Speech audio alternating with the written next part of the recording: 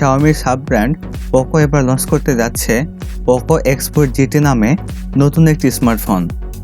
ধারণা করা হচ্ছে এই ফোনটি রেডমি নোট 11T Pro এর একটি রিব্র্যান্ডেড ভার্সন।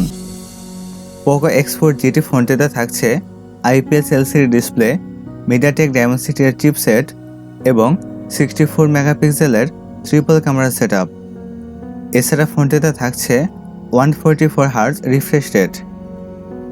আজকের এই ভিডিওতে আপনাদের জানাবো পোকো এক্স4 GT এর স্পেসিফিকেশন, সেই সাথে জানাবো এই ফোনটির প্রাইস এবং লঞ্চিং ডেট নিয়ে।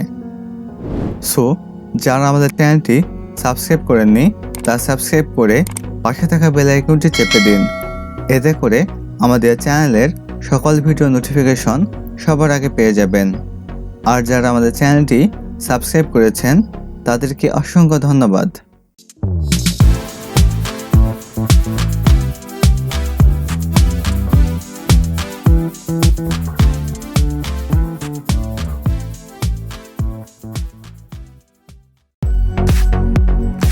শুরুতে কথা বলা যাক ফোনটির ডিজাইন এবং এর বিল্ড কোয়ালিটি নিয়ে।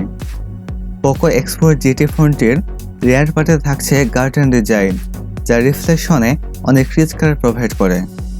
ফোনটি ব্ল্যাক, ব্লু এবং সিলভার এই তিনটি কালারে পাওয়া যাবে এবং একটি ক্যামেরা বাম্পারের মধ্যে ট্রিপল ক্যামেরা সেটআপ।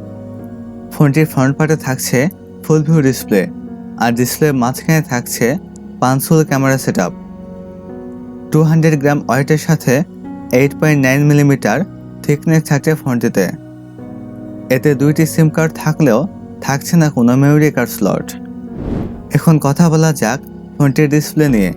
এতে থাকছে 6.6 ইঞ্চির IPS LCD ডিসপ্লে, যাতে থাকছে ফুল HD+ রেজলিউশন এবং HDR10, আর ডিসপ্লেতে থাকছে 144 হার্জ রিফ্রেশ রেট। এছাড়া এর সাথে থাকছে 407 PPI ডেন্সিটি এবং কর্নিং গরিলা গ্লাস 5 এর প্রোটেকশন। এবারে কথা বলা যাক ফোনটির পারফরমেন্স নিয়ে। এতে রান করবে MIUI 13 বেসড অন Android 12, আর চিপস হিসেবে ফোনটিতে থাকছে মিডিয়াটেক ডায়মেনসিটি 8100, যেটি 5 নানোমিটার আর্কিটেকচারে তৈরি অক্টাকোর প্রসেসর। আর জিপি হিসেবে ফোনটিতে থাকছে মালি G610।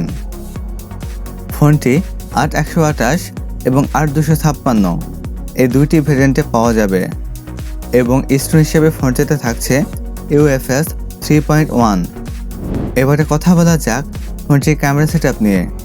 ফোনটির রিয়ার পার্টে থাকছে ট্রিপল ক্যামেরা সেটআপ, যার প্রাইমারিতে থাকছে 64 মেগাপিক্সেলের ক্যামেরা, সেকেন্ডারিতে থাকছে 8 মেগাপিক্সেলের আলট্রা ওয়াইড ক্যামেরা এবং থার্ডে থাকছে 2 মেগাপিক্সেলের ম্যাক্রো ক্যামেরা। এতে সর্বোচ্চ ভিডিও শ্যুট করা যাবে 4K রেজলিউশনে, আর সেলফি ক্যামেরা হিসেবে ফোনটিতে থাকছে 16 মেগাপিক্সেলের ওয়াইড ক্যামেরা। এতে সর্বোচ্চ ভিডিও শ্যুট করা যাবে 1080p 30 fps রেজলিউশনে। এবারে কথা বলা যাক ফোনটির ব্যাটারি এবং চার্জার নিয়ে। ফোনটিতে থাকছে 5080 mAh এর লিথিয়াম পলিমার ব্যাটারি, যার সাথে থাকছে 67 ওয়াটের ফাস্ট চার্জার। এছাড়া সিকিউরিটি হিসেবে ফোনটিতে থাকছে সাইড মাউন্টেড ফিঙ্গারপ্রিন্ট। অন্যান্য ফিচারের সাথে ফোনটিতে থাকছে audio Jack 3.5mm, Bluetooth 5.3, USB Type-C port 2.0, wifi, NFC এবং GPS। এবারে কথা বলা যাক ফোনটির প্রাইস এবং লঞ্চিং ডেট নিয়ে। এই ফোনটির প্রাইস হতে পারে 30 থেকে 31,000 ইন্ডিয়ান রুপি, যা বাংলাদেশি টাকায় 34 থেকে 35,000 টাকা। এই ফোনটি ইন্ডিয়ার বাজারে লঞ্চ হতে পারে 29শে সেপ্টেম্বর, আর বাংলাদেশের বাজারে আসতে পারে অক্টোবরের মাঝে। সো ভিডিও যদি ভালো লেগে থাকে তাহলে লাইক করবেন, আপনাদের মতামত কমেন্ট বক্সে জানাবেন এবং ভিডিওটি বন্ধুদের মাঝে শেয়ার করবেন।